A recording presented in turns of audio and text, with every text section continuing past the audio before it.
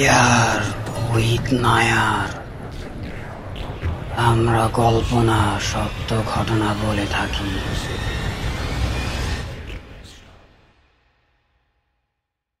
আসসালামু আলাইকুম। Fear with Nair YouTube চ্যানেলের 7 নম্বর এপিসোডে আপনাদের সবাইকে স্বাগতম।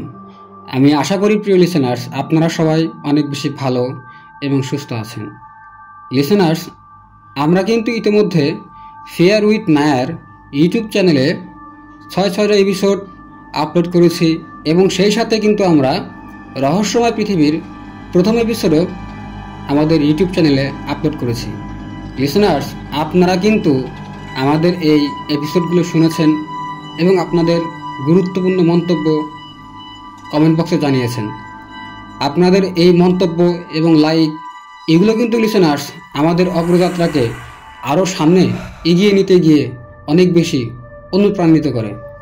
তাই লিসেনার্স, আপনারা অবশ্যই আমাদের ঘটনাগুলো যখন শুনবেন তখন কিন্তু অবশ্যই আমাদের ভিডিওগুলোতে লিসেনার্স আপনারা একটা লাইক দেবেন, একটা কমেন্ট করবেন এবং অবশ্যই আপনাদের যে সকল সামাজিক যোগাযোগ মাধ্যম রয়েছে এই মাধ্যমগুলোতে কিন্তু শেয়ার করতে ভুলবেন না।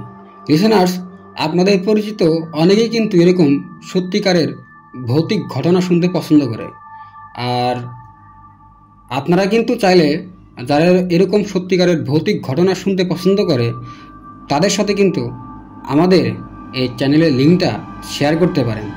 লিসেনার্স, আমাদের অগ্রযাত্রা এগিয়ে নিতে হলে আপনাদের সহযোগিতা আমাদের অনেক বেশি প্রয়োজন। আর আপনারা কিন্তু আমাদের ঘটনা পাঠাতে ভুলবেন না। লিসেনার্স, আপনারা ঘটনা কিন্তু আমাদের বিভিন্নভাবে পাঠাতে পারেন।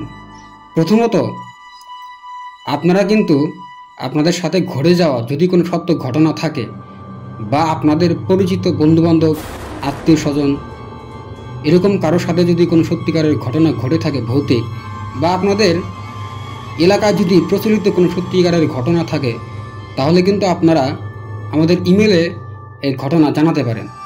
আর আমাদের ইমেল অ্যাড্রেসটা খুবই সোজা, সেটা হলো fearwithnair@gmail.com fearwithnaar@gmail.com। লিসেনার্স, আপনারা যদি চান এই ঘটনাগুলো আরও সহজভাবে পাঠাতে তাহলে কিন্তু আমাদের হোয়াটসঅ্যাপে আপনারা অডিও ক্লিপ অথবা ভয়েস অথবা টেক্সটের মাধ্যমে অথবা আপনি চাইলে কল করে কিন্তু আমাদের এই ঘটনাগুলো আপনি পাঠিয়ে দিতে পারেন। আর আমাদের হোয়াটসঅ্যাপ নাম্বারটা হলো 01700922759।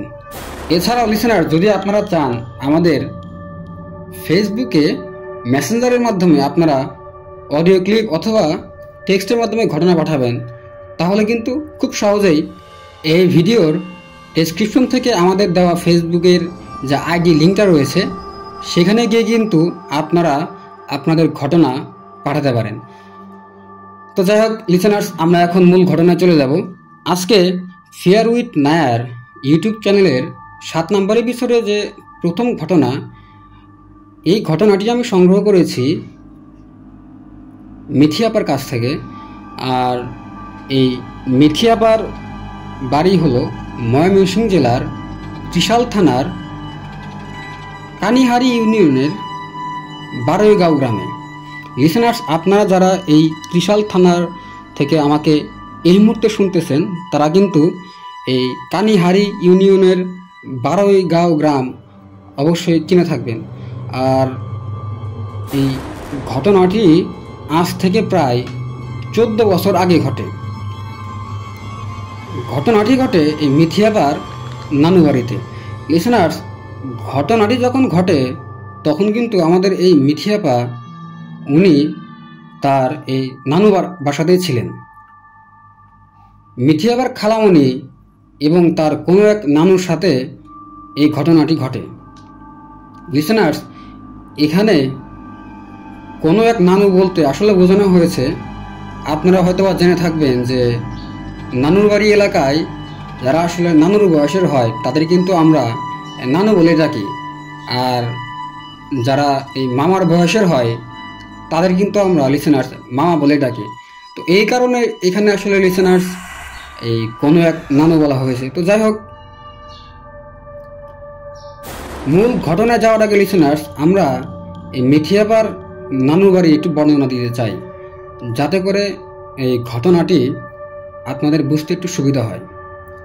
তো এই মিথিয়াপার নানুর বাড়ি হলো ময়মনসিংহ জেলার সদর থানার কাতলা সেন নামক কোনো এক গ্রামে। মিথিয়াপার নানু বাড়িটা ছিল আকারে অনেক বড়, মানে এখানে একসাথে অনেকগুলো রুম ছিল, আর এই কারণে তার নানু বাড়িটা বাইরে থেকে দেখতে অনেক বেশি বড় মনে হতো। মিথিয়াপার নানু বাড়িতে যে রান্নাঘর ছিল লিসেনার্স, এই রান্নাঘরের ঠিক পেছনে ছিল বিশাল বড় একটা তেঁতুল গাছ। তো যাই হোক লিসেনার্স, এবার আমরা চলে যাব মূল ঘটনায়। আমরা কিন্তু লিসেনার্স আগেই বলেছি এই ঘটনাটি ঘটেছে আজ থেকে প্রায় 14 বছর আগে। তো ঘটনাটি যেদিন ঘটে সেদিন ছিল ওই বছরের কোরবানি ঈদের পরের দিন, মানে কোরবানি ঈদের ওই বছরের পরের দিনে এই ঘটনাটি ঘটে। তো কোরবানি ঈদের দিন কোরবানি দেওয়ার পর এই মিথিয়াপার নানুর বাড়ি এই গোস্তগুলো মিথিয়াপার নানু তার ভাইয়ের বাসায় ফ্রিজে রেখে আসে। তার মানে হচ্ছে প্রিয় লিসেনার্স, আপনাদের বোঝার সুবিধার্থে আমি আরও একটু ভালোভাবে বলে দিতে চাই, সেটা হলো মানে মিথিয়াপার নানু ওনাদের যে গোস্ত কোরবানি ঈদের যে গোস্তগুলো আছে এই গোস্তগুলো মিথিয়াপার নানুর ভাইয়ের বাসায় রেখে আসে, মানে পরবর্তীতে তারা খেতে পারবে, সংরক্ষণ করতে পারবে এই কারণে। আর মিথিয়াপার নানুর ভাইয়ের বাসা এটা ছিল তার নানুর বাসা থেকে পায়ে হেঁটে 10 মিনিটের রাস্তা। মানে মিথিয়াপার যে নানুর বাড়ি আছে এই বাসা থেকে তার নানুর যে ভাইয়ের বাসা লিসেনার্স, এই বাসায় যেতে পায়ে হেঁটে 10 মিনিট লাগতো। আবার এই 10 মিনিটের রাস্তার মাঝে লিসেনার্স বেশ কিছু বোনদের বাড়ি আছে। এই বোনদের বাড়ি মানে হলো ঠিক ধান ক্ষেতের পাশেই থাকা যে বাড়ি, আর এই বাড়ি আশেপাশে খুব একটা বাড়িঘর থাকবে না। মানে লিসেনার্স গ্রাম বাংলায় কিন্তু অনেক সময় আপনারা দেখতে পাবেন যে রাস্তার পাশে ধান ক্ষেতের সাইডে কিন্তু 2-1টা বাড়ি থাকে, আর এই বাড়িগুলো কিন্তু একদম ধান ক্ষেতের পাশেই হয় এবং এই আশেপাশে কিন্তু কোনো ধরনের বাড়ি খুব একটা থাকে না। আর এই বাড়ির পাশে যেহেতু খুব একটা বাড়ি থাকে না, এইখানে লিসেনার্স সচরাচর অনেক ধরনের ঘটনা ঘটে থাকে। আমাদের এলাকায় কিন্তু লিসেনার্স এই বোনদের বাড়িকে বলা হয়, আপনারা যারা লিসেনার্স আমাকে অনেক ব্যক্তিগতভাবে চেনেন তারা কিন্তু জেনে থাকবেন যে আমার গ্রামের বাসা কিন্তু সিরাজগঞ্জ, আর এই সিরাজগঞ্জে বোনদের বাড়িকে বলা হয় ফাইটা বাড়ি। ফাইটা বাড়িতে আসলে খুব একটা মানুষজন থাকা হয় না, অনেকে আছে লিসেনার্স বিভিন্ন প্রয়োজনে এরকম বাড়ি ঘরদর করে রাখে। তো যাই হোক, এই বোনদের বাড়ির চারপাশে ছিল বড় বড় বেশ কিছু রেন্ট্রি। আর মিথিয়াপার যে নানুর বাসা ছিল এই নানুর বাসা থেকে নানুর ভাইয়ের বাসায় যে যাওয়ার রাস্তা ছিল লিসেনার্স, এই রাস্তায় কোনো এক জায়গায় একটা তাল গাছ ছিল এবং এই তাল গাছের ঠিক অপোজিটে ছিল বড় একটা বট গাছ। তাছাড়া লিসেনার্স এইখানে আর একটা রাস্তা ছিল, আর এই রাস্তাটা এলাকাবাসীর কাছে মেইন রোড হিসেবে পরিচিত ছিল। আর এই মেইন রোডের পাশেই ছিল বড় একটা বিল। লিসেনার্স অনেক সময় কিন্তু গ্রামে রাস্তা থাকে কয়েকটা, একটা থাকে মেইন রোড, আরও থাকে বিভিন্ন পাড়ায় যাওয়ার যে রাস্তা, গ্রামের ভিতর দিয়ে যে রাস্তা, এগুলো কিন্তু আসলে মেইন রোড না। মেইন রোড বলতে লিসেনার্স এখানে বোঝানো হয়েছে রাস্তাটা থাকবে পাকা এবং এই রাস্তা দিয়ে বড় বড় সব গাড়ি চলবে এরকম। তো মোট কথা প্রিয় লিসেনার্স, রাতের বেলা যদি কেউ এদিক দিয়ে আসতো তাহলে এমন সব পরিবেশের কারণে ভয় একদম গা ছমছম করে উঠত। তো যাই হোক, কোরবানি ঈদের পরের দিন রাত আনুমানিক 8টার দিকে এই মিথিয়াপার নানুর বাসায় মেহমান আসে।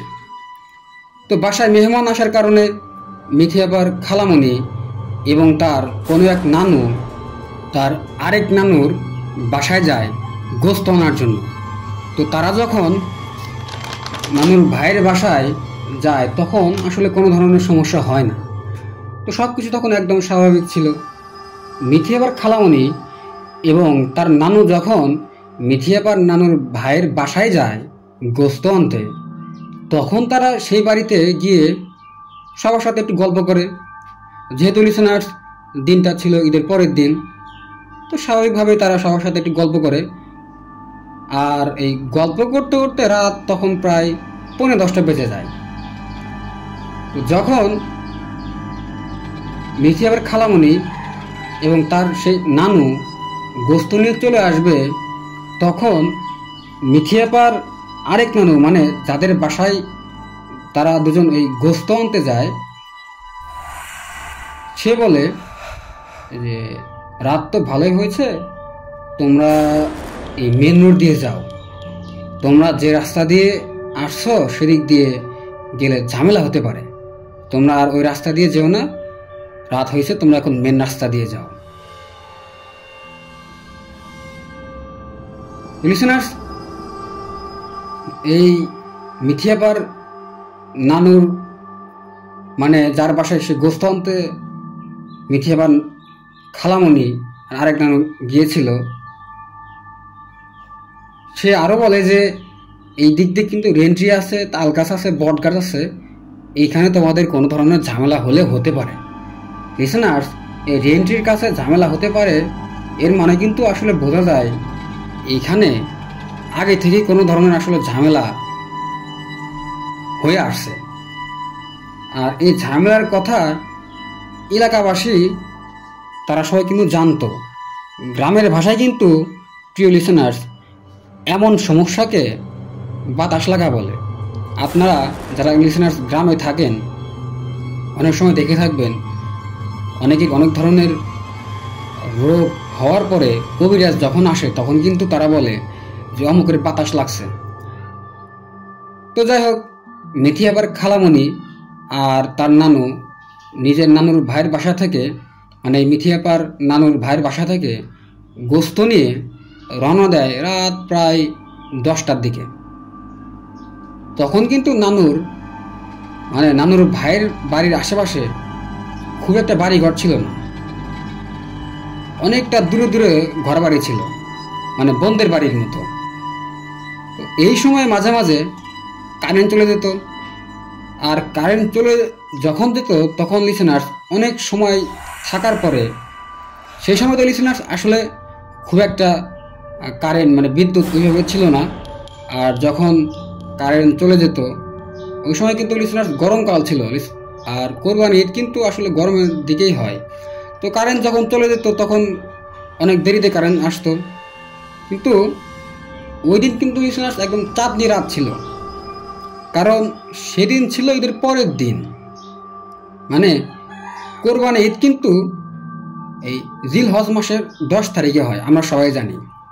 আর পরের দিন মানে 11 তারিখে চাঁদ কিন্তু মোটামুটি একটু বড় হয়, আর এই কারণে সেদিন ছিল চাঁদনি রাত। তো যাই হোক, এই তারা মানে মিঠি আপার খালামণি এবং তার আরেক নানু, তারা দুজনে এই মেইন রোড ধরে বিলের পাশে যে রাস্তা, এই রাস্তা দিয়ে তারা আসতেছিল। তারা প্রায় 5 মিনিটে রাস্তা শেষ করে ফেলে। আর সমস্যাটা আসলে লিসেনার্স এখান থেকেই শুরু হয়। বট গাছ আর এই তাল গাছের কাছে যখন তারা আসে তখনই আসলে মূল ঝামেলাটা শুরু হয়।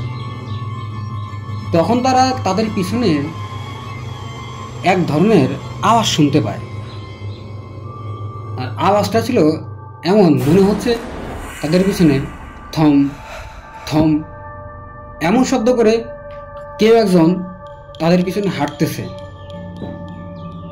তখন তারা দুজন, মানে মিঠি আপার খালামণি আর তার নানু, তারা তাদের হাঁটার গতি একটু কমিয়ে দেয়।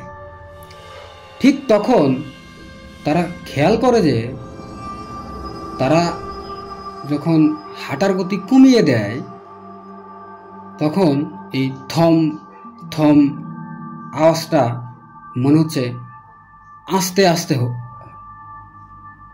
আসতেছে তাদের কানে। তারা যখন তখন হাঁটতে থাকে আর একজন আর একজনকে প্রশ্ন করতে থাকে, মানে একজন আর একজনকে বলে যে তুমি কি কিছু শুনছ? একজন আর একজনকে বলে, দুজন দুজনকে প্রশ্ন করে। তো তখন একজন আর একজনকে বলে, হ্যাঁ আমি তো এরকম আওয়াজ আমার কানে আসছে। তো দুজনেই যখন এরকম শব্দ শুনে একসাথে, তখন তারা আসলে কিছুটা ভয় পায়। তো তারা যখন তাদের ভিতরে এই কথাগুলো বলতেছিল লিসেনার্স, তখনও কিন্তু এই থম থম এই শব্দটা চলতে থাকে। মিথিয়াবার খালামণি উনি কিন্তু ফাজিল পাস ছিলেন। আর ফাজিল মানে হলো লিসেনার্স, আপনারা অনেকেই জানবেন, আরবি লাইনে আমরা যেরকম মাস্টার্স পাস বলি, আর এই ফাজিল হলো আরবি লাইনের মাস্টার্স পাস। এর মানে হলো মিথিয়াবার এই খালামণি কিন্তু উনি কোরআন হাদিস সহ বিভিন্ন দোয়া উনি খুব ভালোভাবে জানতেন। তো তারা দুজনেই, মানে মিথিয়াবার খালামণি আর তার সেই নানু, তারা দুজনেই সূরা কালিমা সহ বিভিন্ন দোয়া দুরূদ পড়তে থাকে।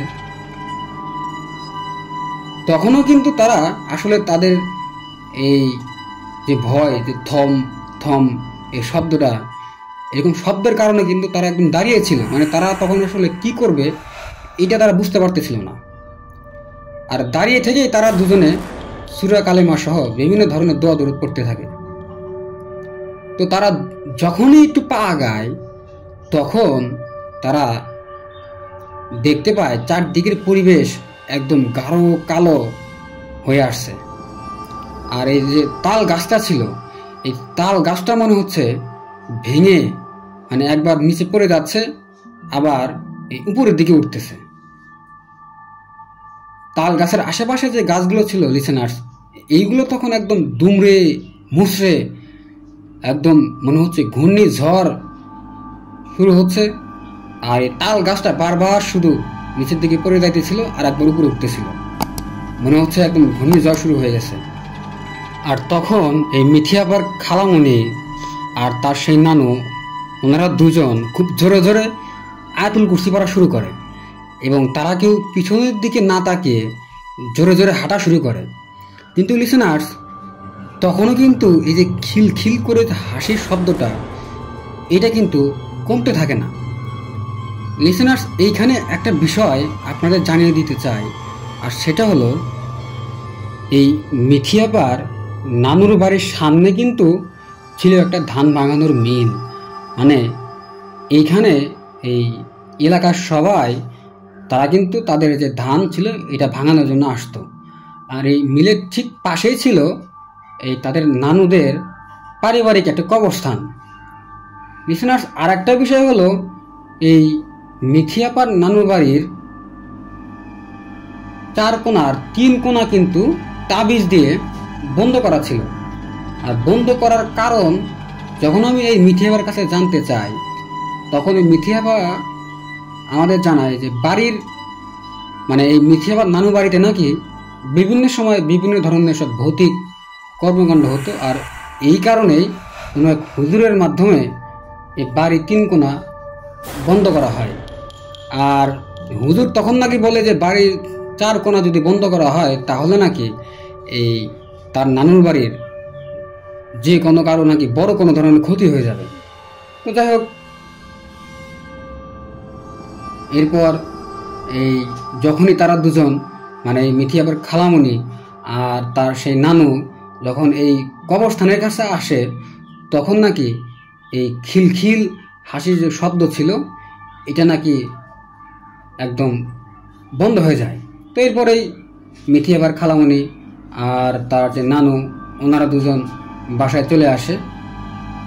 তারা বাসায় আসার পর কাউকে কোনো কিছু জানায় না, মানে তাদের সাথে যে রাস্তায় যা হয় তারা বাসায় কাউকে কোনো কিছু জানায় না। তো কোনো কিছু না জানিয়ে তারা দুজন করে কি, কোনো একটা অজুহাতে লিসেনার্স তারা দুজনেই এই তার গোসল দেয়। এরপর মিঠি আপার নানু উনি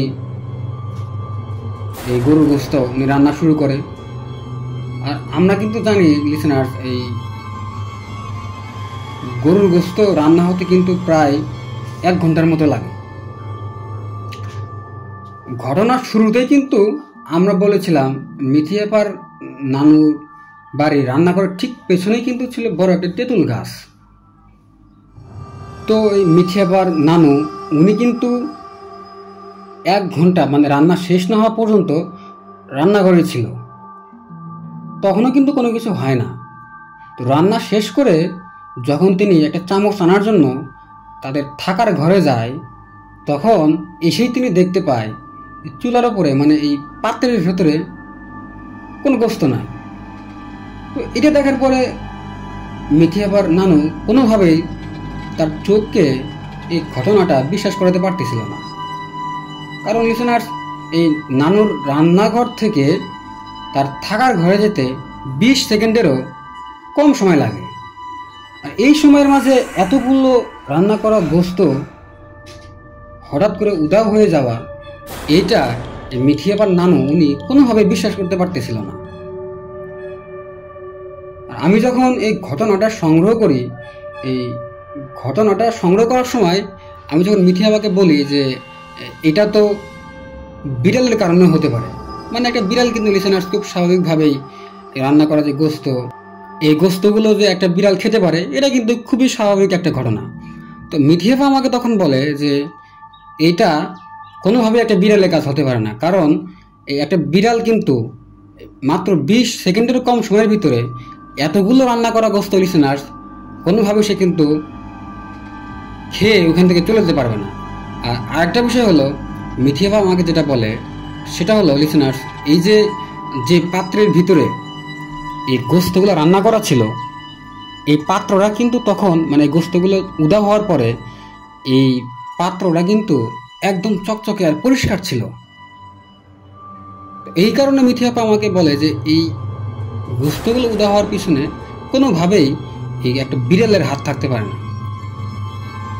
তো যাই হোক, পরবর্তীতে যখন এই মিঠি আপার খালামণি আর তার যে আরেক নানু ছিল, এরা দুজন যখন বাড়ির সবাইকে তাদের সাথে গোস্ত নিয়ে আসার সময় যে ঘটনাটি ঘটেছিল এইটা যখন তারা বাড়ির সবার সাথে শেয়ার করে বলে, তখন আসলে মিঠি আপার নানুর বাড়ির সবাই বুঝতে পারে যে আসল ঘটনাটা আসলে কি। তো তখন তাদের আর কোনো কিছু করার থাকে না, কারণ তারা সবাই তখন আসলে এইটা বুঝতে পারে যে তাদের সাথে মানে মিঠি আপার খালামণি আর তার যে আরেক নানু তাদের সাথে যে রাস্তায় যে ঘটনাটি ঘটেছে, এইটাই আসলে মূল কারণ ছিল এই গোস্তগুলো উদা হওয়ার পিছনে। আমি যখন এই মিঠি আপাকে যখন জিজ্ঞেস করি যে এই গোস্তগুলো আসলে উধাও হওয়ার পিছনে কারণ কি হতে পারে, তো তখন এই মিঠি আপা আমাকে যেটা জানায় সেটা হলো যে তার নানুর বাড়ির সবাই নাকি জানতো যে এই যে তাল গাছ আর বট গাছ ছিল, এইখানে নাকি কোনো একটা দুষ্ট জিন থাকে। আর এই জিনটা নাকি বিভিন্ন সময়ে মানুষদেরকে বিভিন্নভাবে ভয় দেখায়, এবং মানুষজন সন্ধ্যার পরে যদি কোনো ধরনের গোস্ত বা কাঁচা মাছ এইগুলো নিয়ে যদি বাসায় ফিরত, তাহলে নাকি এই জিনটা বিভিন্নভাবে ভয় দেখিয়ে বিভিন্ন ধরনের পরিবেশ সৃষ্টি করার পর নাকি যেভাবে হোক এই দুষ্ট জিনটা নাকি মানুষদের থেকে গোস্ত আর এই কাঁচা মাছ নাকি নিয়ে নিত। তো এই কারণে আসলে এই মিঠি আপার নানুর বাসার সবাই পরবর্তীতে এই ঘটনাটা নিয়ে আর বেশি কিছু করে না। তো আমি যখন জানতে চাই যে কেন এরকম তারা করলো, পরবর্তীতে মিঠি আপা বলে তারা সবাই আসলে এই তাল গাছ আর এই বট গাছ ছিল, এইখানে যে টুকটাক ঘটনা ঘটতো তারা সবাই জানতো। আর এটাই ছিল আসলে প্রিয় লিসেনার্স মূল ঘটনা। পরবর্তীতে আসলে তার পরিবারের সাথে এই ঘটনার কারণে কোনো একটা ঘটনা ঘটে নাই। মানে মিঠি আপা আমাকে যেটা বলে সেটা হচ্ছে এই জিনটার নাকি মূল উদ্দেশ্যই ছিল বিভিন্ন পরিবেশ, ভয়ানক পরিবেশ এবং ভয় দেখিয়ে নাকি মিঠি আপার যে খালামণি এবং তার যে নানু তারা দুজনে যে লিসেনার্স গোস্ত নিয়ে যাইতেছিল, ভয় ভীতি সৃষ্টি করে নাকি গোস্ত তাদের থেকে নিয়ে নেওয়ার মূল উদ্দেশ্য ছিল নাকি এটা।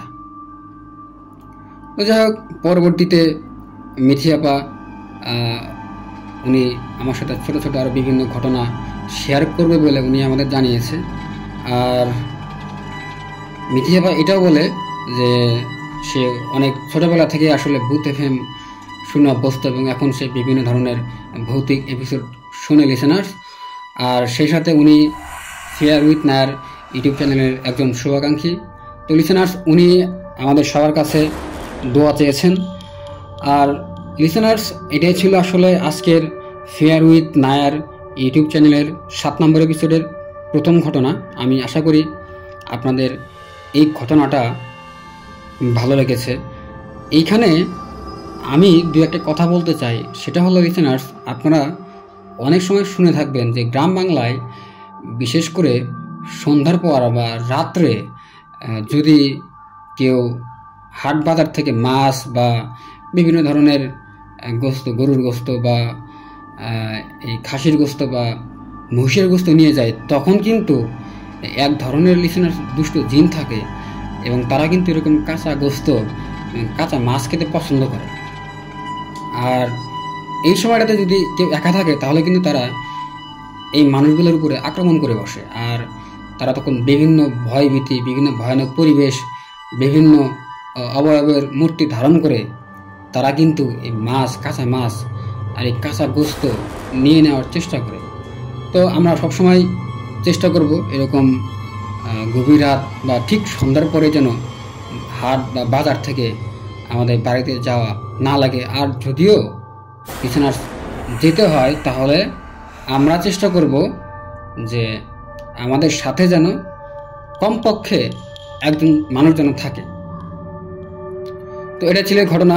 আশা করি আপনাদের ঘটনাটা অনেক বেশি ভালো লেগেছে এবং আপনাদের মন্তব্য লিসেনার্স অবশ্যই আমাদের কমেন্ট বক্সে জানাতে কিন্তু ভুলবেন না। তো চলুন কথা না বাড়িয়ে আজকে ফেয়ার উইথ নায়ার ইউটিউব চ্যানেলের 7 নম্বর এপিসোডের দ্বিতীয় ঘটনায় চলে যায়।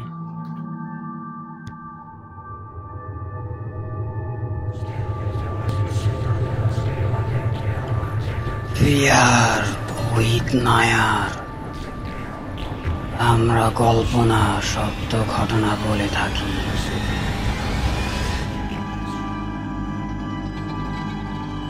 ফেয়ার উইথ নায়ার ইউটিউব চ্যানেলের 7 নম্বর এপিসোডের দ্বিতীয় ঘটনায় আপনাদের আবারও স্বাগতম।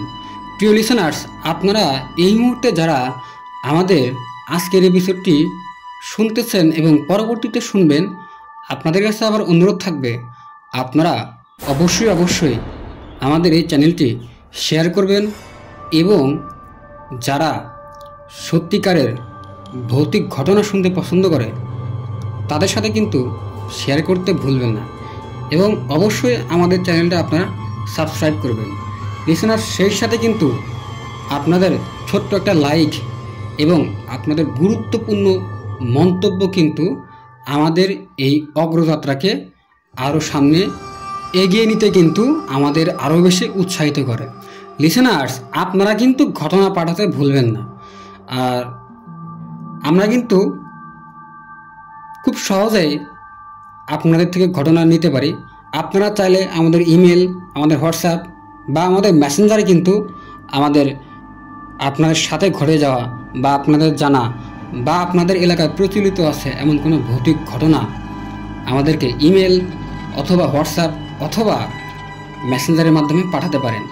তো আমাদের ইমেল অ্যাড্রেসটা হলো fearwithnayar@gmail.com আর আমাদের হোয়াটসঅ্যাপ নাম্বারটা হলো 01700922759। লিসনার্স, আমাদের ফেসবুক অ্যাকাউন্টের লিঙ্কটা কিন্তু এই ভিডিওর ডেসক্রিপশনে দেওয়া আছে। আপনারা কিন্তু খুব সহজেই চাইলে আমাদের ফেসবুকের মাধ্যমেও মেসেঞ্জারে আপনাদের সাথে ঘটে যাওয়া বা আপনাদের জানা যে ঘটনাটি রয়েছে এগুলো কিন্তু খুব সহজেই পাঠিয়ে দিতে পারেন।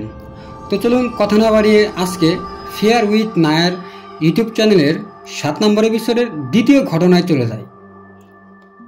এখন আমি যে ঘটনাটি আপনাদের সাথে শেয়ার করব এটি ভয়ানক একটা ব্ল্যাক ম্যাজিকের ঘটনা। আর ঘটনাটি যার সাথে ঘটেছে উনি আমাকে এই ঘটনাটি পাঠিয়েছেন, আর সঙ্গত কারণে তার নাম, ঠিকানা, তার যাবতীয় পরিচয় তিনি গোপন রাখতে বলেছেন। তো ঘটনা শুনলে আপনারা আসলে বুঝতে পারবেন তিনি কেন তার নাম, ঠিকানা সহ যাবতীয় পরিচয় এই আজকের এপিসোডে গোপন রাখতে বলেছেন। লিসেনার্স, ঘটনার সুবিধার্থে আমরা তার একটা ছদ্মনাম ব্যবহার করব, আর সেটা হলো নিরু। তো এই নিরু আপু যেভাবে বলেছেন আমি সেভাবে আপনাদের সামনে এই ঘটনাটা উপস্থাপন করার চেষ্টা করব। ঘটনাটি শুরু হয় 2021 সালের শুরুর দিকে। তখন এই নিরু আপু উনি ছিলেন এসএসসি পরীক্ষার্থী। নিরু আপু সামনে পরীক্ষা থাকায় উনি রাত জেগে প্রচুর পড়াশোনা করত, আর তিনি 5 ওয়াক্ত নামাজ সহ তাহাজ্জুদের নামাজ নিয়মিতভাবে আদায় করতেন। নিরু আপু রাত জেগে পড়াশোনা করতেন, আর এই কারণে তিনি সবসময় একা ঘুমাতে পছন্দ করত। তো নিরু আপু নিয়মিত তাহাজ্জুদের নামাজ আদায় করতেন। লিসেনার্স, আপনারা জেনে থাকবেন যে তাহাজ্জুদের নামাজ কিন্তু গভীর রাত্রে আর রুমে হালকা আলোতে যখন পড়া হয় তখন এই নামাজের প্রতি কিন্তু মনোযোগটা বেশি আসে। এই নিরু আপু ঠিক সেভাবেই নামাজ আদায় করতেন যাতে করে তার মনোযোগটা বেশি আসে। হঠাৎ করেই এই নিরু আপু রাত্রে ঘুমালে তিনি বাজে সব স্বপ্ন দেখা শুরু করেন। প্রথমে তিনি এই বিষয়টা খুব স্বাভাবিকভাবে নিয়েছিলেন। তিনি ভেবেছিলেন হয়তো এই পড়াশোনার চাপ বেশি আর পরীক্ষায় এসবের চিন্তার কারণে তার এই বাজে স্বপ্ন দেখান। কিন্তু কিছুদিন পর পর সে এই একই ধরনের বাজে স্বপ্ন দেখা শুরু করে। তিনি যখন দিনের বেলা ঘুমায় তখনও তিনি এই যে বাজে স্বপ্ন এরা দেখত। প্রথম দিকে তিনি স্বপ্নে যা দেখতেন, ঘুম ভাঙলে এই স্বপ্ন সে আর মনে করতে পারতেন না, মানে স্বপ্নের কথা তার কিছু মনে থাকতো না। যখন তার সাথে এই ঘটনাটি নিয়মিত ঘটা শুরু করে তখন আসলে সে এটার সাথে এক রকমের অভ্যস্ত হয়ে যায়। এটাকে তার একদম স্বাভাবিক ঘটনায় মনে হয়। তো এই নিরু আপু উনি বলেন তিনি যখন স্বপ্ন দেখতেন ঘুম ভাঙার পরও তার মনে হতো তিনি যেন কোনো এক ঘোরের ভিতরে আছে। তিনি স্বপ্নের ঘটনাগুলো এই বাস্তবে অনুভব করতে পারতেন। তিনি স্বপ্নে দেখেন এই যে একটা ছায়ামূর্তি তার এই স্বপ্নের ভিতরে আসতো, আর তাদের সাথে নাকি বিভিন্ন ধরনের কথাবার্তা হতো। কি নিয়ে তাদের মধ্যে কথা হতো তা তিনি ঘুম ভাঙার পর আর মনে করতে পারতেন না। মাঝে তিনি স্বপ্ন বিভিন্ন সময় একসাথে একটা মূর্তি, 4টা ছায়ামূর্তি এগুলো দেখতেন। তো এরা নিরু আপুকে স্বপ্নের মাঝে তারা বিভিন্নভাবে ভয় দেখায়। তিনি এই বিষয়গুলোকে দুঃস্বপ্ন ভেবে উড়িয়ে দিতেন। তার পরিবারের কারোর সাথে তিনি এই বিষয়টা শেয়ার করে না। তো এইভাবে দিন যাচ্ছিল। তার পরীক্ষা শেষ হয় এবং তিনি আলহামদুলিল্লাহ আল্লাহর রহমতে খুব ভালো একটা রেজাল্ট করে। এরপর তিনি সাভার মডেল কলেজে ভর্তি হন। তো এই নিরু আপুকে যখন আসলে প্রশ্ন করা হয় এই তার কলেজের নামটা আমরা প্রকাশ করতে পারবো কিনা, তখন তিনি এই কলেজের নামটা প্রকাশ করার অনুমতি দেয়। তো এই সাভার মডেল কলেজে ভর্তি হওয়ার কারণে তিনি প্রায় 2 বছর সাভারে থাকেন। সেখানে এই নিরু আপু তিনি সহ তার 3 বান্ধবী মিলে একটা ফ্ল্যাট বাসা ভাড়া নেয়। আর যেহেতু লিসেনার্স এই নিরু আপু উনি একা ঘুমাতে পছন্দ করতেন, তাই তিনি একা একটা রুম নেন আর তিনি সেখানে একা একাই থাকতেন। কারণ লিসেনার্স এই নিরু আপু কিন্তু রাত জেগে পড়াশোনা করতেন এবং সে কিন্তু ঠিক সময়ে গভীর রাত্রে তাহাজ্জুদের নামাজ আদায় করতেন। তো যাই হোক, প্রথম বেশ কিছুদিন ভালোই যাচ্ছিল। নিরু আপু আগের থেকেই আরও বেশি নামাজ কালাম পড়া উনি শুরু করে। তো এই কারণে তার যে দুঃস্বপ্ন দেখা লিসেনার্স, এটা কিছুদিনের জন্য বন্ধ হয়ে যায়। কিন্তু হঠাৎ করেই এই নিরু আপু তার নিজের মাঝে অনেক বড় ধরনের কিছু পরিবর্তন লক্ষ্য করে। তিনি তখন সবে ইন্টারমিডিয়েট সেকেন্ড ইয়ারে উঠেছে। যে নিরু আপু লিসেনার সবসময় নামাজ কালাম এই বিভিন্ন ইবাদতে মগ্ন থাকতেন, সে নামাজের ধারে কাছে যায় না। ঘুমানোর সময় উনি কোনো দোয়া দরুদ পড়েন না। তাছাড়া উনি যে নিয়মিত বিভিন্ন আমল, তাহাজ্জুদ নামাজ সহ কোরআন তেলাওয়াত, উনি এগুলো কিচ্ছু করে না। এর ফলে তার যে বাজে স্বপ্ন দেখা, এটা আবার শুরু হয়। পড়ালেখা তো তার আর তখন আসলে ওইভাবে মনোযোগ থাকে না, কোনো কাজকর্ম সে ঠিক মতো করতে পারতেন না। উনি তখন সবার থেকে দূরে দূরে থাকতেন। উনি কারোর সাথে তখন ঠিক মতো কথা বলতেন না, সবার সাথে বাজে ব্যবহার করতেন। এই নিরু আপু তখন অকারণে সবার সাথে রাগারাগি করা শুরু করে দেয়। তো এই বিষয়গুলো এই নিরু আপু যখন ওনার নিজের বাড়িতে যায় তখন আরও বেশি শুরু হয়। তাই এই নিরু আপুর যে বাবা মা ছিল, ওনারা এই মেয়ের এমন পরিবর্তন দেখে তাদের এলাকার যে মসজিদে যে লিসেনার হুজুর ইমাম সাহেব আছে, ওনার সাথে কথা বলে।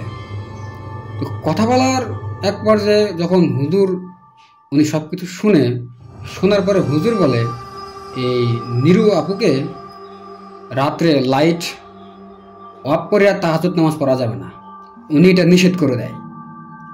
এই হুজুর আরও বলেন এই নিরু আপুর ওপরে নাকি জিনদের নজর পড়ছে। তো এই জন্যে হুজুর নামাজের সময় সবসময় লাইট অন রাখতে বলে, এবং হুজুর বলে দেয় যে কোনো সময় যতক্ষণ এই নিরু রুমে থাকবে ততক্ষণ লাইট অন থাকতে হবে। কিন্তু এদিকে কিন্তু এই নিরু আপু উনি কোনোভাবেই উনি নামাজের কথা শুনতে পারে না। তিনি সারাদিন শুধু গান আর গান শুনতেন আর গান গাইতেন।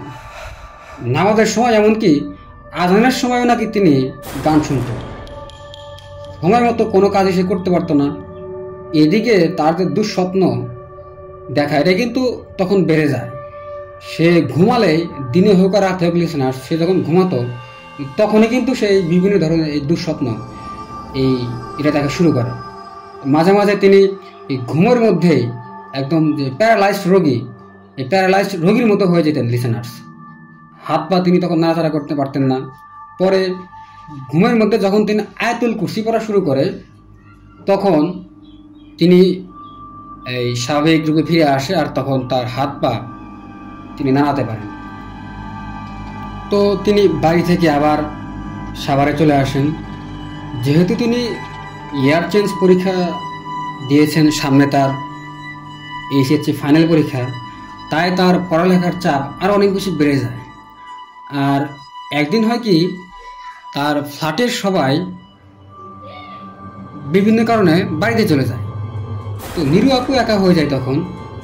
আর লিসেনার্স, তখন সময়টা ছিল শীতকাল, আর মূলত এই শীতের ছুটি কাটাতেই তার দুই বান্ধবী তারা তাদের বাড়িতে চলে যায়। যেহেতু শীতকাল, আর এই নিরু আপু পুরো ফ্ল্যাটে উনি একা থাকার কারণে ফ্ল্যাটের সব দরজা জানালা উনি বন্ধ করে লাইট সবগুলো তিনি তখন অন করে রেখেছিলেন।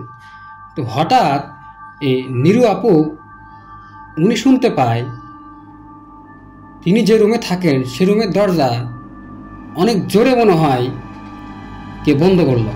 লিসেনার্স, প্রচণ্ড বেগে দরজা বন্ধ করলে যে শব্দটা হয়, এই নিরু আপু আসলে তখন এরকমই কোনো একটা শব্দ শুনতে পায়।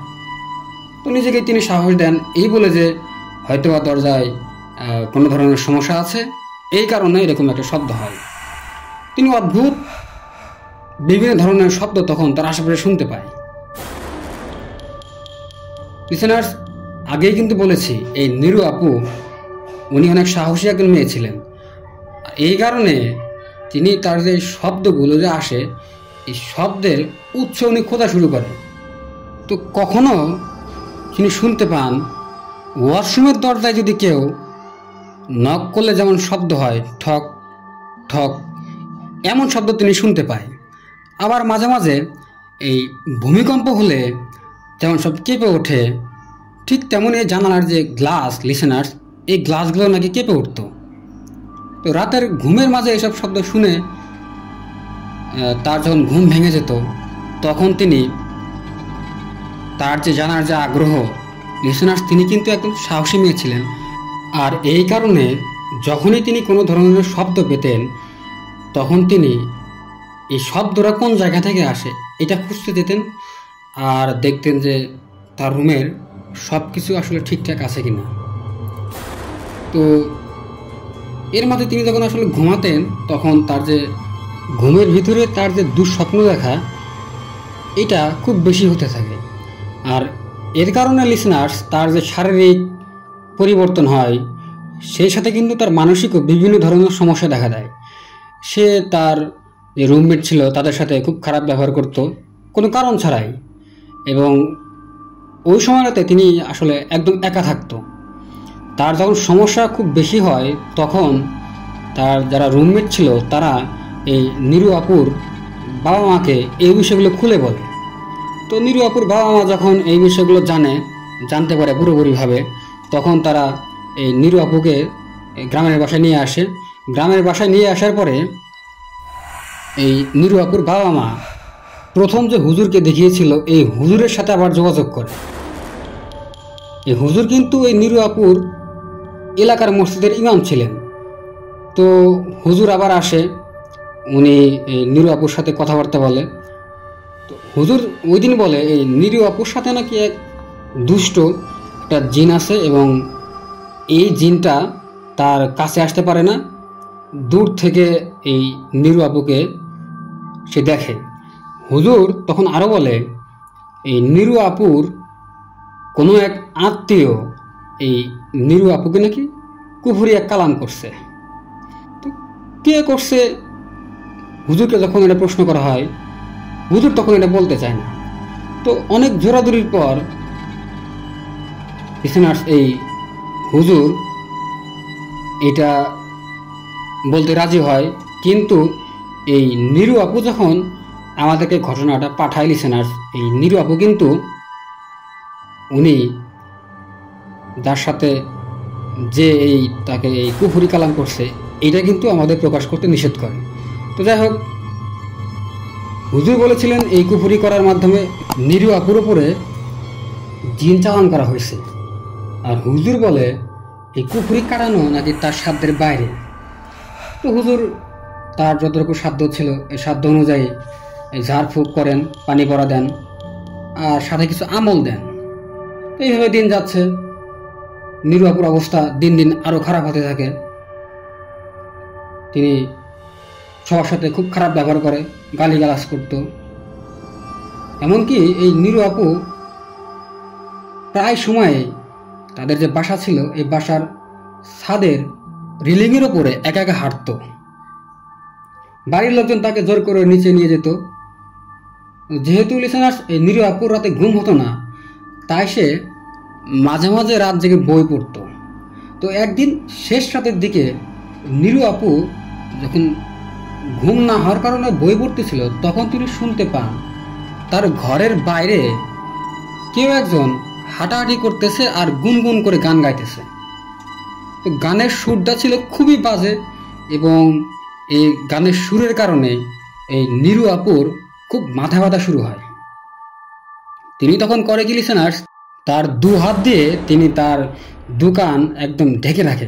কিন্তু এরপরেও এই যে কর্কশ একটা শব্দ, সুর, এইটা কিন্তু তখনও সে শুনতে পায়। তো কিছুক্ষণ পরেই ফজরের আজান দেয়, আর ঠিক ফজরের আজান দেওয়ার পরে তিনি আর এই কর্কশ শব্দটা শুনতে পায় না। সকালে তিনি বাড়ির লোকদের সেই শব্দের ব্যাপারে যখন জিজ্ঞেস করে যে কেউ কি এরকম কোনো শব্দ করছে কি না, তো লোকজন এই শব্দের ব্যাপারে বলে তারা আসলে এরকম কোনো শব্দ শুনতে পায় নাই, আর তাদের ভিতরে কেউ এমন কোনো শব্দ করে নাই। তো সেদিনের পর থেকে প্রায় প্রতি রাতেই এই নিরু আপু এই বিকট শব্দের সুরে কর্কশ গলায় এক গান উনি শুনতে পায়। আর যখনই ফজরের আজান দেয়, তখনই এই কর্কশ সুরে যে গান এটা বন্ধ হয়ে যায়। তার সব সময় মনে হতো যে কেউ না কেউ তার দিকে মনে হয় তাকিয়ে আছে। আর মাঝে মাঝেই এই নিরু আপু উনি তার ঘাড়ে গরম এক নিঃশ্বাস অনুভব করত। তো তিনি রুমে থাকতে চাইতেন না, সবসময় রুমের বাইরে যাওয়ার জন্য অস্থির হয়ে থাকতেন। বাড়ির লোকজন তাকে অনেক কষ্ট একদম ধরে বেঁধে রাখতেন যেন সে রুমের বাইরে যেতে না পারে। তো অবস্থা তখন খুব বেগতিক। তখন নিরু আপুর বাবা মা আবারও এই ইমাম সাহেবের সাথে যোগাযোগ করে। তো হুজুর সবসময় দরজা জানালা বন্ধ রাখতে বলে, আর তিনি বলেন যে কোনোভাবে যেন এই নিরু উনি যেন রুমের বাইরে যেতে না পারে। হুজুর বলে দেয় যে এই নিরু আপু যদি একবার রুমের বাইরে যেতে পারে তাহলে নাকি তার মারাত্মক ক্ষতি হবে। তো হুজুর যেহেতু এই নিরু আপুকে পুরোপুরিভাবে কোনো চিকিৎসা করতে পারে না, তাই সে তার এক পরিচিত বড় কামেল এক হুজুরের ঠিকানা দেয়। আর এই কামেল হুজুরের বাড়ি ছিল নিরু আপুর বাড়ি থেকে প্রায় 3-4 গ্রাম পরে। তো এর মাঝে এক রাতে নিরু আপু স্বপ্নে সেই ছায়ামূর্তিকে আবার দেখতে পায়। তিনি স্বপ্নে দেখেন অন্ধকার ঘেরা একটা রুমে এই নিরু আপু একা একা বসে আছে, আর এই ছায়ামূর্তিটা তখন তার সামনে দাঁড়িয়ে আছে। নিরু আপু তখন খেয়াল করে এই ছায়ামূর্তির মুখের এক সাইড নাই, মানে মুখের এক সাইডে কোনো ধরনের কোনো গোস্ত বা কোনো হাড্ডি কিচ্ছু নাই, একদম কঙ্কাল। তো এরকম অবস্থায় নিরু আপুর হাত পা একদম কাঁপতে থাকে। তিনি মনে মনে দোয়া দরুদ যা পারেন পড়তে থাকেন, কিন্তু ভয়ে আসলে লিসেনার্স তখন তার মুখ দিয়ে আসলে কিছু বেরোতে ছিল না। তো অনেকক্ষণ পর অনেক চেষ্টার পরে তিনি তার হাত পা নাড়াতে সক্ষম হন। আর এই সময়ে ঠিক তিনি খেয়াল করে এই অবয়বটা এই নিরু আপুর বুকের উপরে উঠে। আর অন্ধকারের মাঝে আবছা হলো নিরু আপু খেয়াল করে এই যে ছায়ামূর্তি এটার এক পাশ, মুখের যে এক পাশ লিসেনার্স একদম কোনো কিছুই নাই, একদম কঙ্কালের মতো, কোনো ধরনের কোনো গোস্ত এই অবয়বের মুখের এক পাশে নাই। আর এই অবয়বটার চেহারা থেকে মনে হচ্ছিল নিরু আপুর ওপরে এই অবয়বটা খুব রেগে আছে। আর এই অবয়বটার চোখ ছিল লিসেনার্স একদম জল জল আগুনের মতো। তো তিনি মানে এই নিরু আপু বারবার আয়াতুল কুরসি পড়ার চেষ্টা করে। একটা সময় নিরু আপু খেয়াল করে তার শ্বাস মনে হয় বন্ধ হয়ে আসতেছে, মনে হচ্ছে যেন এটাই তার শেষ রাত, এখনই মনে হয় একটু পরেই মনে হয় তিনি মারা যাবে।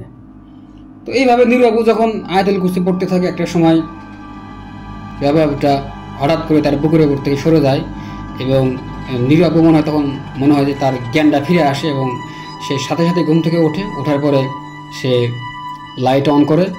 তো নিরু আপু তখন একটা বিষয় খেয়াল করে, যখন সে আয়নার সামনে যায় তখন সে দেখে তার গলায় এই স্পষ্ট কারো এক হাতের ছাপ আছে। তখন সে মনে করে এটা আসলে তার কোনো দুঃস্বপ্ন ছিল না, বাস্তবে হয়তো বা তার সাথে খারাপ কিছু ঘটেছে।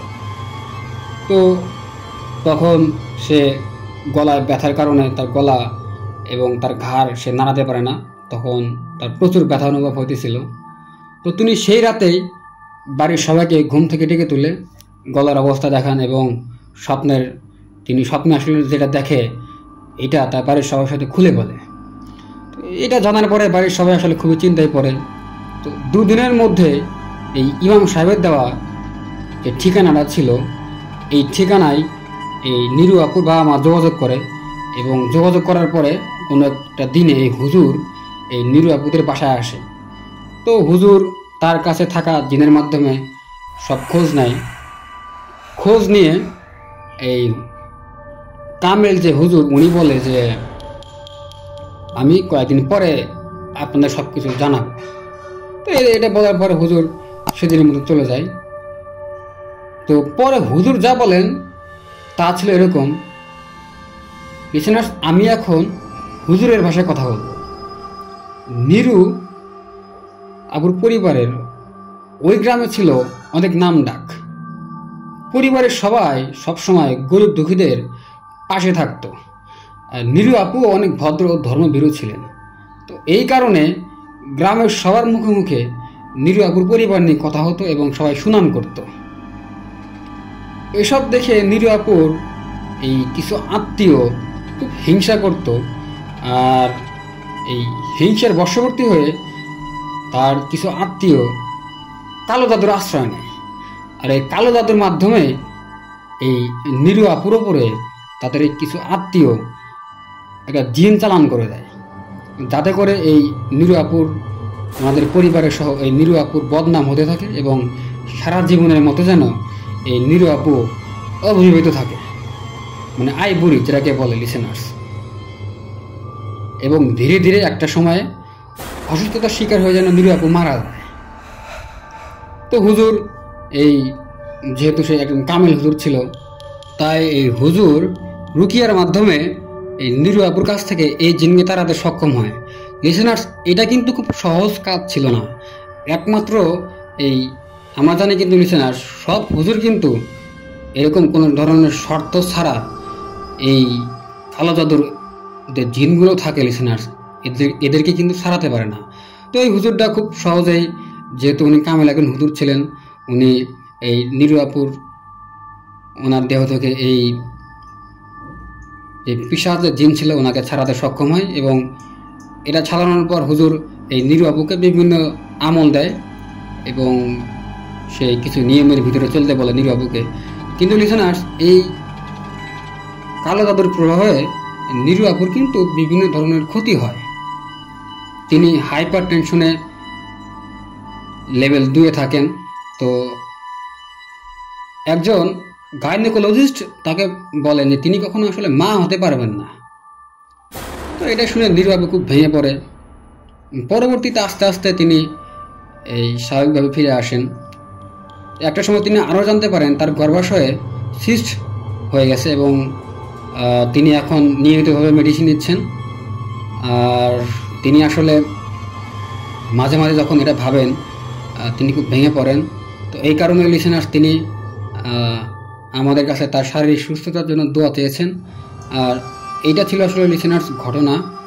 লিসেনার্স, ঘটনা চলাকালীন সময়, মানে এই নিরু আপুর সাথে যখন ঘটনাগুলো ঘটে, তখন তার কিন্তু অনেকগুলো বিয়ের প্রস্তাব আসে।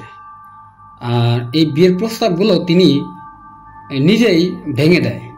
মানে এমনকি একটা বিয়ের ডে ফিক্সড হওয়ার পরেও বিয়ের 3 থেকে 4 দিন আগে এই বিয়েটা অটোমেটিক্যালি ভেঙে যায়, মানে কোনো কারণ ছাড়াই। এমন না যে এই বিয়ের পাত্র খুব খারাপ ছিল বা এরকম তাদের পছন্দ না, এরকম না, কোনো কারণ ছাড়াই খুব ভালো একটা বিয়ে এটা ভেঙে যায়।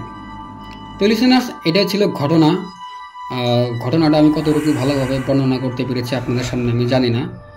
তো লিসেনার্স, এই কালো জাদুর নিয়ে আমি আসলে দু একটা কথা না বললেই নয়। এই কালো জাদুর পরিণাম কিন্তু খুব ভয়াবহ লিসেনার্স। আমাদের সমাজে, বিশেষ করে বর্তমান, এখন কিন্তু কিছু হলে আমরা দেখতে পাই, আমরা বিভিন্ন কবিরাজ বা বিভিন্ন হুজুরের মাধ্যমে আমরা কালো জাদু, তাবিজ এগুলো করে থাকি। এগুলোর লিসেনার্স আসলে ফলাফল খুব দ্রুত পাওয়া যায় এবং এগুলোর ফলাফল খুব মিষ্টি হয় শুরুর দিকে, কিন্তু এইটার যে ইফেক্ট, এইটার যে প্রভাব, এটা কিন্তু একটা সময় গিয়ে খুব বাজেভাবে যারা কালো জাদু করে তাদের উপরে পড়ে। এবং এটা কিন্তু নিঃসন্দেহে একটা কুফরি একটা কাজ।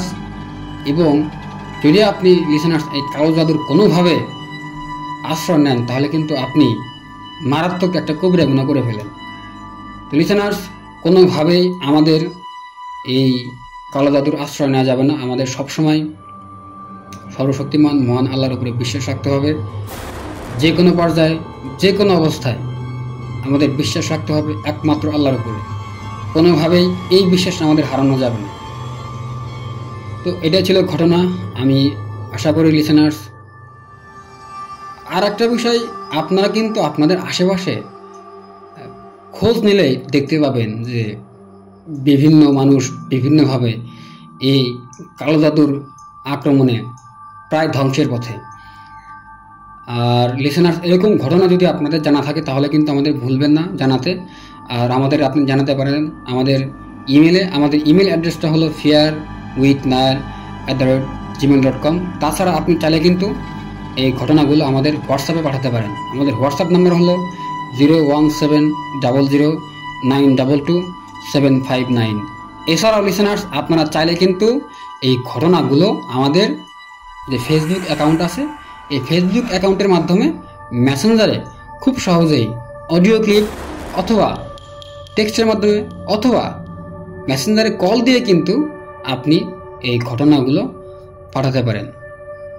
তো আশা করি লিসেনার্স, এই ঘটনাটা আপনাদের ভালো লেগেছে এবং এই ঘটনা সম্পর্কে যদি আপনাদের কোনো কিছু জানার থাকে তাহলে অবশ্যই কমেন্ট বক্সে আমাদের জানাবেন।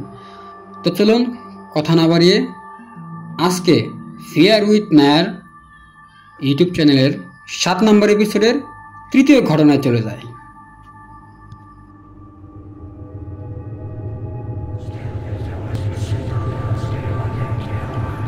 Fear with Nair.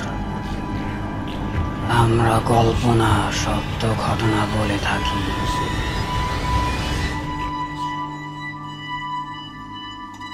Fair with Nair YouTube চ্যানেলের 7 নম্বর এপিসোডের তৃতীয় ঘটনায় আপনাদের সবাইকে স্বাগতম।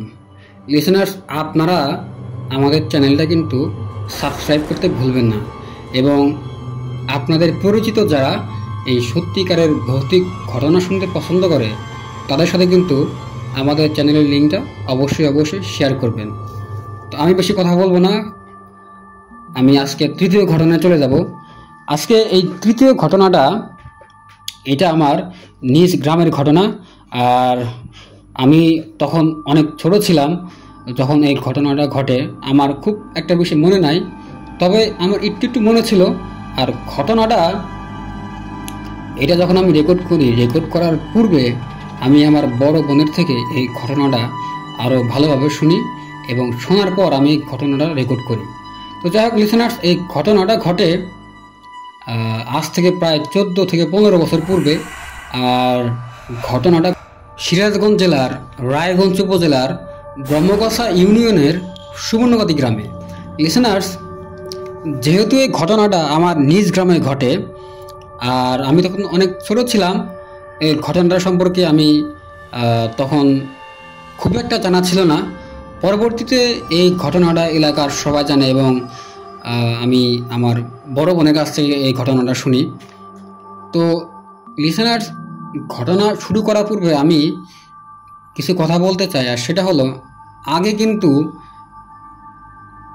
মানুষ এই মাদ্রাসায় যারা পড়তো ছাত্র, তাদের কিন্তু জাকির হিসেবে তাদের বাসায় রাখতো। তারা 3 বেলা তাদের বাসায় ভাত খেত এবং বিনিময়ে এই যে বাসায় থাকতো সেই বাসায় যে ছোটো যারা ছেলে মেয়ে ছিল তাদের কিন্তু তারা কোরআন শরীফ শিক্ষা দিত। আর এই মাদ্রাসার ছাত্রগুলোকে বলা হতো জাকির। তো আমাদের গ্রামের মাদ্রাসার এরকম একটা ছেলে ছিল, আর এই ছেলের বাসাটা ছিল আমাদের পাশের গ্রামে। আমাদের পাশের গ্রামে একটা এই ধান ক্ষেত পার হলে লিসেনার্স এই ছেলের বাসা ছিল। এলাকার ভাষায় লিসেনার্স এটাকে বলা হয় চড়া। তো এই চড়ার পরেই এই ছেলের বাসা। তো যাই হোক, এই মাদ্রাসার ছাত্র উনি একটা বাসায় জাগির থাকতো এবং সেই বাসায় যে ছোটো ছোটো বাচ্চা থাকতো তাদেরকে সে কোরআন শরীফ শিক্ষা দিত। লিসেনার্স, এইখানে আমি আর একটা বিষয় বর্ণনা করতে চাই। আমাদের গ্রামের যে পরিবেশ, সেটা আমাদের গ্রামের যে কবরস্থানটা ছিল লিসেনার্স, সেটা এখনও আছে।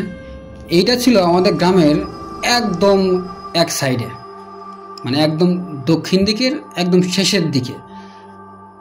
এই কবরস্থানের পরেই যে ধান ক্ষেতগুলো আছে, এরপরে আর একটা গ্রাম এবং এর পাশে আর একটা গ্রাম আছে। তো একদিন হয় কি, যেহেতু এই জাকির মানে এই ছেলেটার মাদ্রাসার ছাত্র, ও কিন্তু এই ধান ক্ষেতগুলোই ব্যবহার করতো তার বাড়িতে যাওয়ার জন্য। তো এই ছেলে একদিন ঠিক দুপুরবেলা সে তার বাড়িতে যাওয়া শুরু করে এবং তার যে বাসায় সে জাকির থাকতো সেই বাসায় সে বিদায় নিয়ে তার যাওয়ার রাস্তা প্রথমত লিসেনার্স তাকে কবরস্থানটা, আমাদের যে কবরস্থান আছে সেটা তাকে পার হতে হতো। তো কবরস্থান যখন সে পার হতে যায়, ঠিক সেই সময় সে খেয়াল করে যে কবরস্থানের যে একদম পিছন সাইড আছে, তো এই দিকে সে খেয়াল করে একটা মোরগ, লাল একটা মোরগটা মোটামুটি একদম স্বাভাবিক ছিল, কোনো ধরনের অস্বাভাবিকতা এই মোরগের ভিতরে ছিল না। তো এই মোরগ মনে হচ্ছে যে তার সামনে বারবার আসতেছে এবং তাকে মনে হচ্ছে সে সামনে আর যাইতে দিচ্ছে না, এরকম একটা পরিবেশ তখন এই মোরগটা তৈরি করে। তো সে খুব স্বাভাবিকভাবে এই মোরগটাকে সে তাড়ানোর জন্য মুখ দিয়ে বিভিন্ন ধরনের সাউন্ড করে। তো এরপরেও এই মোরগটা মনে হচ্ছে যে সে এই যে জাকির তার সামনে থেকে যাইতেছে না। তো তখন সে করে কি, তার যে মেসওয়াক ছিল মুখে, এই মেসওয়াক দিয়ে এই মোরগটাকে খুব হালকাভাবে আঘাত করে। আর ঠিক তখনই ঘটে একটা অবাক করার মতো ঘটনা। যখনই এই জাকিরটা এই মোরগকে তার মেসওয়াক দিয়ে হালকাভাবে আঘাত করে, তখন সে দেখতে পায় যে এই মোরগটা তখন আর মোরগ না, এটা একটা মানুষে পরিণত হয়। এবং শুধু মানুষে পরিণত হয় না, এই মানুষটার তখন কোনো মাথা ছিল না। আর মোরগকে জবেহ করার পরে যখন মোরগ লাফালাফি করে, মনে হচ্ছে এই মানুষটা ঠিক মাথা নাই এবং এরকম যেন লাফালাফি করতেছে। তো এটা দেখার পরে তো ওই যে জাকির ছিল, ওর তো একদম লিসেনার ভয়ে ও একদম শেষ হয়ে যাওয়ার মতো অবস্থা। তো যেহেতু তখন ঠিক দুপুরবেলা ছিল এবং এই কারণে ও একটু মানে জাকির উনি একটু নিজের প্রতি আস্থা পায় এবং এইটা দেখার পরে উনি ওইখান থেকে প্রচণ্ড এক দৌড় দেয় এবং এক দৌড়ে গিয়ে সে তার বাসায় উঠে পড়ে। এবং যেহেতু লিসেনার্স যা শুধু একটা চড়া ছিল, মানে ধান ক্ষেত ছিল বেশ কিছু, এবং ধান ক্ষেতের পরেই কিন্তু এই জাকিরের বাসা। তো সে যখন বাসায় আসার পরে সে গুরুতর এক অসুস্থ হয়ে পড়ে। সে এত ভয় পেয়েছিল লিসেনার্স, আমি যখন ঘটনাটা আমার বোনের থেকে সংগ্রহ করি, তো আমার বড় বোনের ভাষ্য অনুযায়ী সে মানে জাকির উনি গুরুতর অসুস্থ হওয়ার পরে তার মারা যাওয়ার মতো নাকি অবস্থা তৈরি হয়েছিল। পরবর্তীতে আমার বড় বোন আসলে বলতে পারে না যে এই জাকির আসলে মারা গিয়েছিল নাকি সে এখনো বেঁচে আছে। তো এটা ছিল লিসেনার্স ছোট্ট একটা ঘটনা, আসলে ভর দুপুরবেলা ঘটে যাওয়া ভয়াবহ একটা ঘটনা। আর আমাদের এই গ্রামে আরও অনেক ঘটনা আছে লিসেনার্স, আমি খুব দ্রুত সংগ্রহ করে এই ঘটনাগুলো আপনাদের সামনে উপস্থাপন করার চেষ্টা করব এবং আমি আশা করি আপনারা আমাদের এই আজকের ঘটনাগুলো উপভোগ করেছেন। এবং যদি আপনাদের একটু ভালো লেগে থাকে লিসেনার্স, তাহলে অবশ্যই আমাদের এই ভিডিওতে একটা লাইক দেবেন এবং আপনাদের গুরুত্বপূর্ণ মন্তব্য কমেন্ট বক্সে জানাবেন। এবং সেই সাথে লিসেনার্স আপনারা কিন্তু ঘটনা পাঠাতে ভুলবেন না। আপনাদের ঘটনা আমাদের খুবই প্রয়োজন এবং আপনারা ঘটনা পাঠাবেন, এই ঘটনাগুলো আমরা আমাদের ইউটিউব চ্যানেলে প্রচার করব। তো আজকের এপিসোড এই পর্যন্তই। সকলে সুস্থ থাকবেন, ভালো থাকবেন। পরবর্তীতে কোনো এক এপিসোডে ইনশাল্লাহ আবারও আপনাদের সাথে দেখা হবে। আসসালামু আলাইকুম, আল্লাহ হাফেজ।